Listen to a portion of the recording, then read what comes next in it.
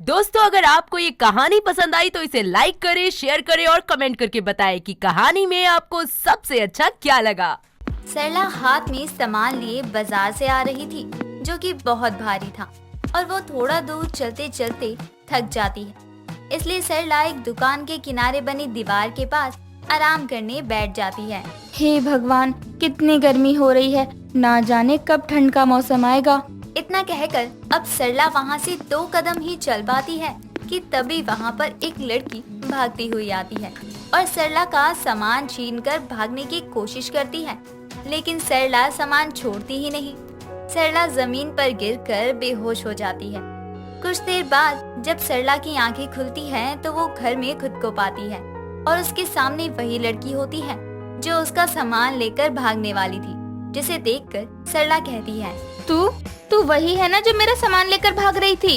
अरे मम्मी, आप भी ना ये क्या कह रही हो? यही तो है वो जो आपको बाजार से यहाँ तक लेकर आई है जब आप बेहोश हो गई थी। अच्छा, इसने मेरी जान बचाई है। माफ करना बेटी, मुझे लगा कि तुम मेरा सामान लेकर भाग रही थी, लेकिन मुझे बचाया है तुमने और मेरे घर लेकर आई। अरे आंटी जी, ऐसी तो कोई बात नहीं है। क्या है ना, बस मैं वहाँ से गुजर रही थी, मैंने देखा कि आप बेहोश हो गई हैं, तो सोचा आपको आपके घर ले आऊं। अब आप ठीक है ना वैसे?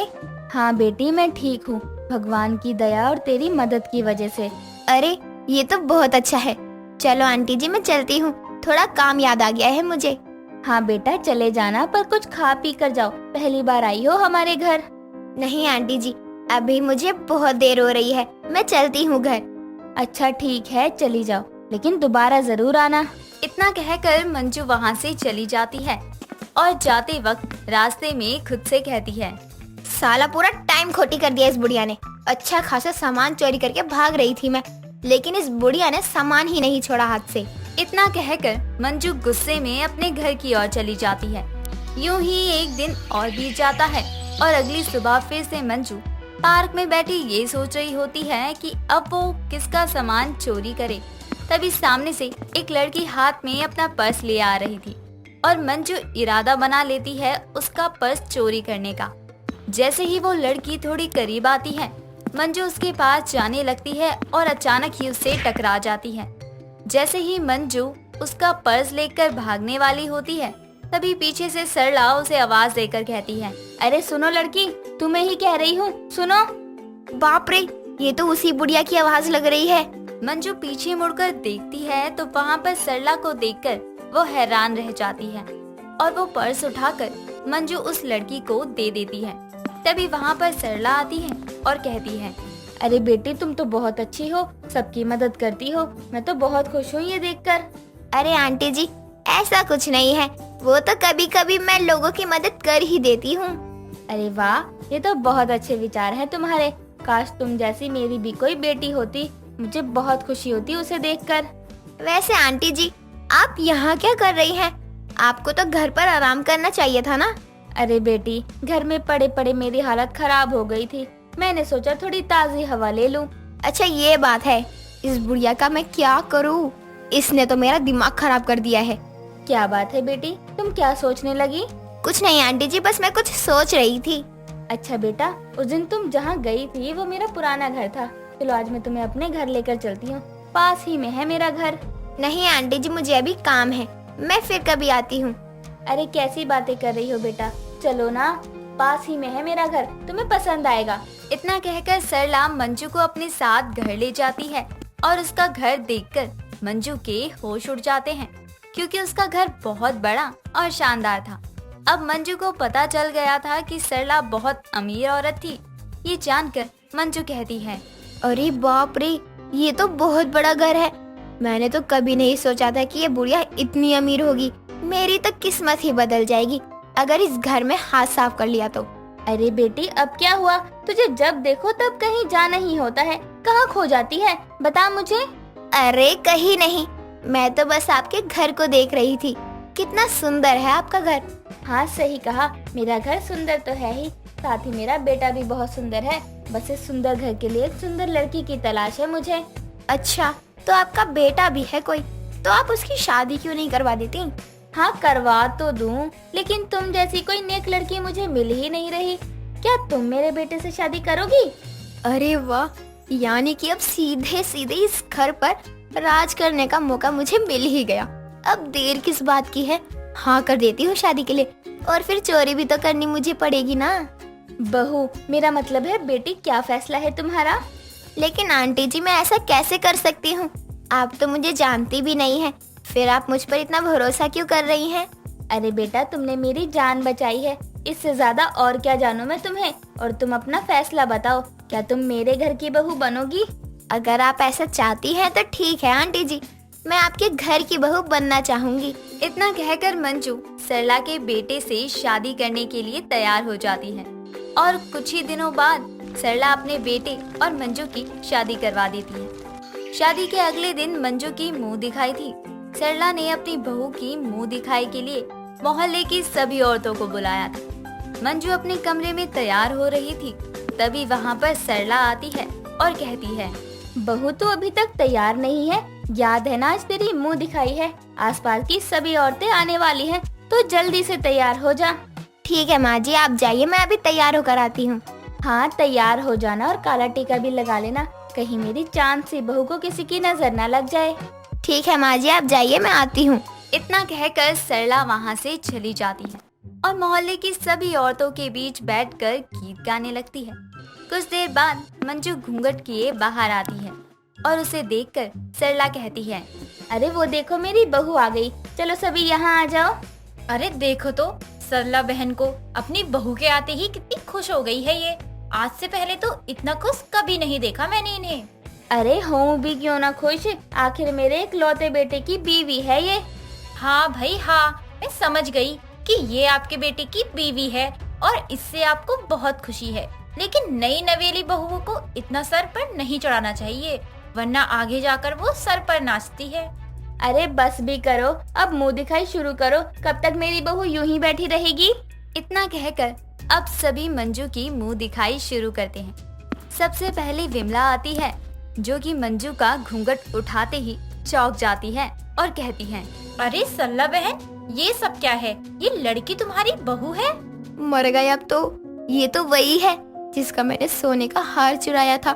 अब क्या होगा मेरा? अरे बहन जी, आपकी ये बहू चोरनी है। आप एक चोरनी बहू की मुंह दिखाई करवा रही हैं। क्या कहा?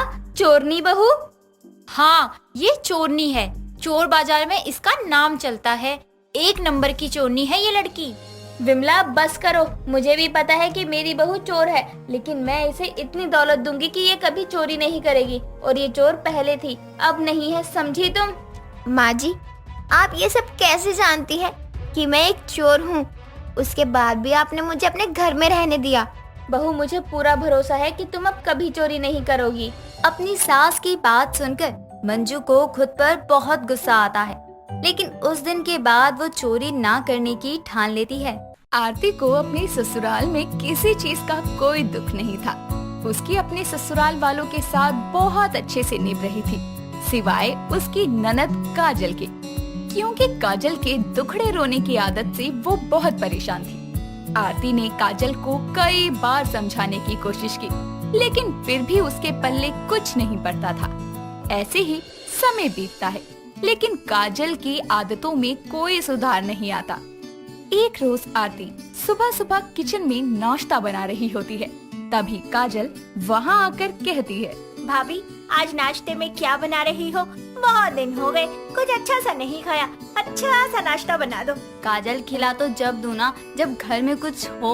महीने का आखिरी दिन चल रहा है, थोड़ा हाथ टाइट है। कुछ दिनों में आपके भाई की सैलरी मिल जाएगी और वो राशन भरवा देंगे, तो तुम जो बोलोगी वही खिला दूंगी। क्या भाभी, आपने तो सारा मूड ही खराब कर दिया। मूड मत खराब करो, एक काम करो, बाहर हॉल में तुम्हारे भैया और सासू माँ बैठी हैं, उनको चाय दे आओ। सारे काम मुझसे करवा लिया करो बस। आरती के कहने पर काजल अपने भाई और माँ के लिए चाय लेकर हॉल में आती है। तभी वहाँ उसके पड़ोस की आंटी विमला कुछ मांगने के लिए आती है, जिसे देखकर काजल कहती है, क्या आंटी, आज सुबह सुबह आप हमारे घर में कैसे याद हमकी? कुछ चाहिए था आपको? मेरी बेटी कितने अच्छे से जानती है मुझे। क्या करूं, सारा बचपन आपकी गोद में खेलते हुए जो बीता है। अब ज्यादा मक्खन तो मारो मत, मुझे 1 कप चीनी दे दे बेटा। हाय हाय आंटी, ये आपने क्या मांग लिया? चीनी? हमारे घर में तो चीनी का एक दाना तक नहीं है। हम तो खुद गुड़ वाली चाय पी रहे हैं। क्या करें, अभी कुछ दिन बाद भैया की सैलरी आएगी, तभी हमारे घर में कुछ अच्छा खाने को होगा। हाय बेटी, ये तो क्या कह रही है? दीपक की तो इतनी अच्छी नौकरी है, फिर भी तुम्हारे घर पर खाने के लाले पड़े हैं। इससे अच्छा तो मेरा बेटा है, ड्राइवर होके भी सारे घर की अन्न पूर्ति एक बराबर की करता है। अब क्या ही बताऊं आंटी जी, बड़े मुश्किल दिन चल रहे हैं। जैसे तैसे गुजारा हो रहा है बस हमारा। वो तो देख ही रहा है बेटी। तू पागल है क्या? ये सब क्या बोले जा रही है? आंटी आप जाइए, इसका तो दिमाग खराब है, इसलिए जो मन में आता है बकती रहती है। नहीं नहीं आंटी जी, बिल्कुल सच कह रही हूँ। अपनी बहन की बात सुन के दीपक नाराज होकर बिना नाश्ता किए ही ऑफिस चला जाता है। कुछ देर बाद जब आरती बाहर आती है तो उसकी सास उसे सब बताती है, जिसे सुनकर वो काजल को बहुत समझाती है, लेकिन उसे कुछ समझ नहीं आता। कुछ समय बाद रात को जब दीपक ऑफिस से घर आता है, तभी पड़ोस की सारी आंटी आपस में खड़े होकर दीपक के घर का मजाक बनाकर हंस रही होती है, जिसे सुनकर वो गुस्से में घर आता है और सभी को जोर से आवाज देता है, जिस पर सभी लोग उसके पास आते हैं और उसे इतने गुस्से में देखकर उसकी माँ गोमती बोलती है। क्या हो गया तुझे? क्यों टमाटर की तरह लाल हो रखा है गुस्से में? माँ मैं सच बता रहा हूँ, या तो इस कंकाल को बोलो अपनी जुबान बंद रखे, या तो मैं इसे घर से निकाल दूंगा। क्या हुआ है ये तो बता, अब क्या कर दिया इसने? सुबह इसने जो अपने घर का दुखड़ा रोया है ना विमला आंटी के सामने, वो शाम तक न्यूज बन के घर घर में फैल गई है और सभी गली की औरतें उसमें मिर्च मसाला लगाकर मजे ले रही हैं। हे भगवान, मैं क्या करूं इस लड़की का। बेटा मैं इसको समझा समझा कर थक गई, पर इसके दिमाग में कुछ घुसता ही नहीं है। और तू कुछ भी खा ले, लेकिन तुझ पर दिखने वाला तो है नहीं। ना जाने सब कहाँ जाता है और उसके बाद सबके सामने जाकर अपना दुखड़ा रोया कर। बस इसको छोड़कर तेरे पास और कोई काम है? लास्ट बात बोल रहा हूँ, सुधर जा तू। मैंने क्या किया है? मैंने तो वही बोला जो सच था। जरूरी था अपने घर की बात का दुखड़ा दूसरों के सामने रोने का? अब आप लोग भी शांत हो जाइए, मैं काजल को समझा दूंगी। आरती के कहने पर सभी लोग शांत हो जाते हैं और वो काजल को बहुत समझाती है कि ऐसे सब के सामने अपनी या अपने घर की बात का रोना नहीं रोना चाहिए। यूं ही वक्त बीतता है और समय के साथ साथ काजल की आदतें और बिगड़ती रहती है, जब तक वो पूरे दिन किसी न किसी बात को लेकर अपना दुखड़ा किसी के आगे ना रोले, तब तक उसका खाना ही हजम नहीं होता था।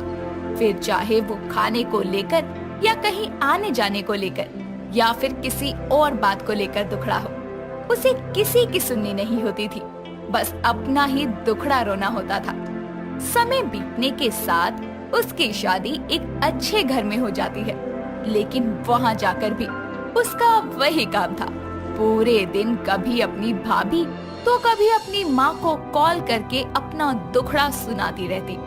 ऐसे ही एक दिन वो कॉल पर बातें करके जैसे ही कॉल रखती है, तभी उसका हस्बैंड राहुल कमरे में आकर बोलता है, यार आज मैं बहुत परेशान हूँ यार।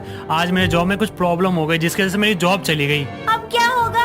हम घर कैसे चलाएंगे? पैसे कहाँ से आएंगे? कोई बात नहीं, मैं अपने साथ तुम्हें कोई तकलीफ नहीं होने दूंगा। एक काम करो, जब तक मुझे कोई अच्छी जॉब नहीं मिल जाती और जब तक मैं तुम्हारी जिम्मेदारी पूरी तरह से फिर से नहीं उठा पाता, तब तक तुम अपने मायके अपने भाई भाभी के पास चली जाओ।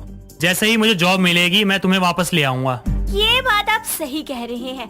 आप कल मुझे मेरे घर छोड़ दीजिए और जब आपको जॉब मिल जाएगी और पैसे मिलने लगेंगे तब आप मुझे वापस ले आना। अगले दिन राहुल काजल को छोड़ने के लिए उसके घर पहुंचता है।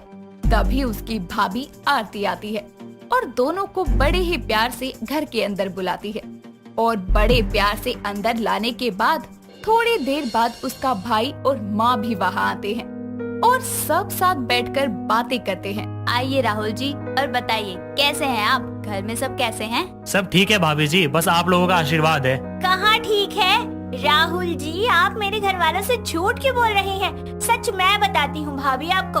वो क्या बात है ना, राहुल जी की जॉब चली गई है, घर में खाने को एक दाना तक नहीं है। अब पैसा नहीं है तो दाने कहाँ से होंगे? तो मुझे कोई तकलीफ ना हो इसलिए इन्होंने मेरा भला सोचते हुए मुझे यहाँ ले आए। क्यों, सही कह रही हूँ ना राहुल जी? हाँ तुम सही कह रही हो। काजल ये क्या बोले जा रही हो? चुप करो, अपना दुखड़ा राहुल जी के जाने के बाद सुना देना। अब तो चुप हो जाओ। क्यों भाभी, मैं क्यों चुप हो जाऊँ? मैं तो वही बता रही हूँ जो सच है। क्यों राहुल जी? हाँ हाँ ओके, मैं चलता हूँ। आरती रहने दो, इसका कुछ नहीं हो सकता, ये नहीं सुधर सकती। राहुल के जाने के बाद आरती फिर से काजल को समझाती है कि उसे ऐसे सबके सामने अपने ससुराल का दुखड़ा रोकर अपने पति की इंसल्ट नहीं करनी चाहिए थी। लेकिन काजल के दिमाग में अपनी भाभी की कही कोई बात नहीं घुसती और वो अपनी हरकतों से बाज तक नहीं आती। आरती काजल को समझा ही रही थी कि तभी उसकी पड़ोसन विमला फिर से उसके घर आती है और काजल को देखकर बोलती है, हाय बेटी, तुझे शादी के बाद देख लिया, दिल बड़ा खुश हो गया। आई तो मैं यहाँ तेरी माँ और भाभी को बुलाने थी, लेकिन अब तू भी आ जाइयो। मैंने अपने घर पर पूजा रखी है, उसी के लिए बुलावा देने आई थी। हाँ हाँ आंटी जी, आऊंगी ना। अरे जरूर आऊंगी, आप बुलाओ मैं ना आऊँ, ऐसा कभी हो सकता है भला? विमला सबको पूजा के लिए बोलकर चली जाती है। कुछ देर बाद सभी लोग तैयार होकर विमला के घर जाते हैं, जहाँ पड़ोस की औरतें इकट्ठा होती हैं, जिन्हें देखकर आरती काजल से कहती है, अगर कोई तुमसे पूछे कि तुम क्यों आई हो तो तुम अपना दुखड़ा रोने मत लगना, बस इतना बोलना कि मायके वालों की याद आई तो घूमने चली आई, समझी? वरना आज तुम्हारे भैया से तुम्हें नहीं बचा पाऊंगी। आरती की बात सुनकर काजल थोड़ी देर चुपचाप रहती है, लेकिन जैसे ही पूजा के बाद सारी औरतें आपस में बातें करने लगती हैं, वैसे ही काजल भी अपने ससुराल की सारी बातें सबको बता देती है और सब उसके मजे लेने लगती है। लेकिन ये बात काजल की समझ में नहीं आती और आरती सब कुछ सुन के गुस्से में उसका हाथ पकड़कर घर के बाहर ले आती है और कहती है, बहुत शौक है ना तुम्हें अपने दुखड़े सबको सुनाने का, बहुत मजा आता है ना तुम्हें, अब तुम्हें भी तो पता चले इसका अंजाम। इतना कहकर आरती दोबारा से काजल का हाथ पकड़कर चुपचाप उन औरतों के पीछे उसे खड़ा कर देती है, जहां वो सभी औरतें काजल और उसके हस्बैंड का मजाक बना रही होती है, जिसे देखकर काजल रोते हुए अपनी हरकतों और आदतों के लिए अपनी भाभी और माँ से माफी मांगती है और साथ ही अपनी आदत सुधारने का वादा करती है। दोस्तों, अगर आपको ये कहानी पसंद आई तो इसे लाइक करें, शेयर करें और कमेंट करके बताएं कि कहानी में आपको सबसे अच्छा क्या लगा।